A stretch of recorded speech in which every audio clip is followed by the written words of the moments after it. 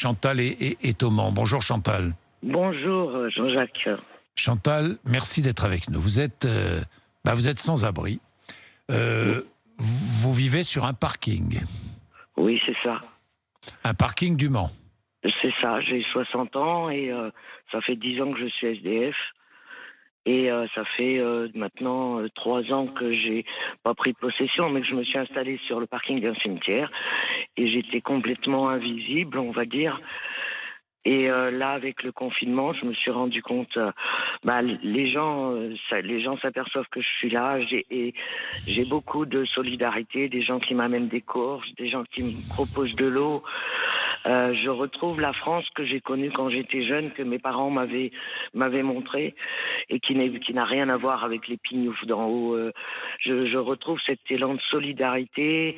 Les gens m'amènent des masques. Et je voudrais remercier ces gens de ce quartier-là, parce que vraiment, ils sont même étonnés à me dire que, ma foi, ça fait plus d'1 an qu'ils viennent régulièrement et ils m'avaient jamais vu. Bon, ce qui prouve que je suis relativement discrète aussi.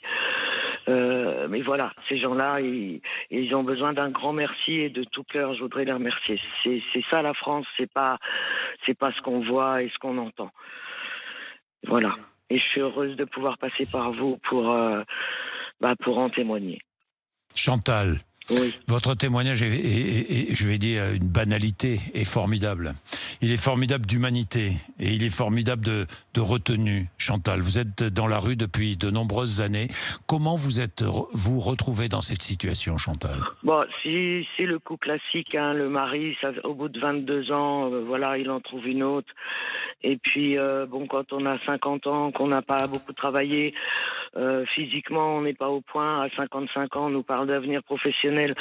Comment vous pouvez voir un avenir professionnel à 55 ans? Quand on a un RSA, je suis désolée, je ne sais pas qui a décidé qu'avec un RSA, on pouvait survivre dans un appartement. Moi, j'y arrive pas. Les factures, j'ai des gens qui travaillent autour de moi, qui sont femmes de ménage, qui sont dans la même situation que moi, qui gagnent 200 € à se lever pour aller travailler, et qui, au final, sincèrement, je suis plus riche qu'elle à la fin du mois, parce que j'ai opté pour ce mode-là, où je suis autonome avec ma petite batterie et mon petit panneau solaire. J'ai des petits besoins, je suis végétarienne, donc la viande ne me coûte rien, mais en même temps la qualité, voilà.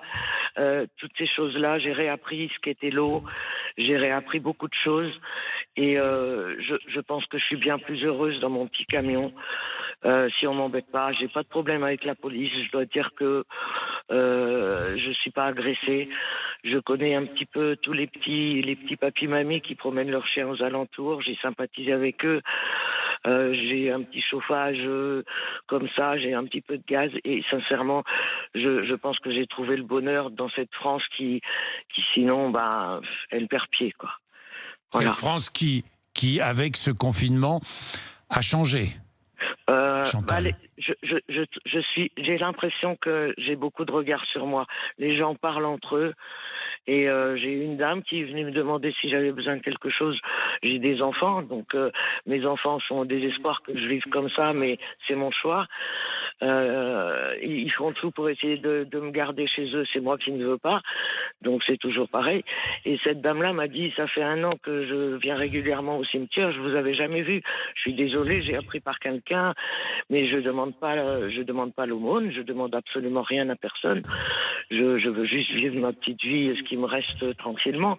Mais je me rends compte qu'avec ce confinement-là, les gens ouvrent les yeux. J'ai l'impression que le fond de la France, le français, vraiment ce que mes parents m'ont inculqué de la France, c'est là. C'est dans le fond. C'est pas en hauteur, c'est dans le fond, c'est là. Et ça Chantal, quels sont vos petits bonheurs quotidiens? Voir mes petites filles, voir mes enfants. Boire un café avec une belle-sœur, rigoler, regarder la télé, je lis, je dessine, je fais un petit peu de peinture, voilà. Voilà, j'ai pas besoin d'autre chose. Je vous dis, j'ai la télé, puisque j'ai un téléphone aujourd'hui, c'est magique, avec cet instrument-là, on a absolument tout. La preuve, c'est que je vous ai en direct, j'y croyais même pas, parce que souvent, les numéros comme ça n'aboutit pas. mais voilà, je me bats un petit peu. Mais au moins, je suis pas stressée tous les jours à aller à la boîte aux lettres avec une facture supplémentaire, la taxe d'habitation, la télévision. Je pourrais pas avoir de voiture, j'aurais pas les moyens. J'ai une R19 qui est bien cabossée, comme mon petit camion. Mais bon, j'attache pas trop d'importance à l'œil. Je me dis que c'est la valeur des gens et non l'œil. Donc le paraître, tout ce que les pignoufs représentent, pour moi, ça n'a aucune importance. Comprenez-vous? Bien, Mais Chantal, oui. je vous embrasse. Et Merci, toute Jean-Jacques. l'équipe vous embrasse, Chantal. Merci, Jean-Jacques. Et merci d'avoir été avec nous ce matin. Vous savez ce que nous ferons? Nous reprendrons de vos nouvelles, si vous le permettez, d'ici quelques jours, d'accord? Oui, je veux bien. Mais moi, je veux surtout remercier ces gens-là. Bon, Ces gens-là j'ai compris.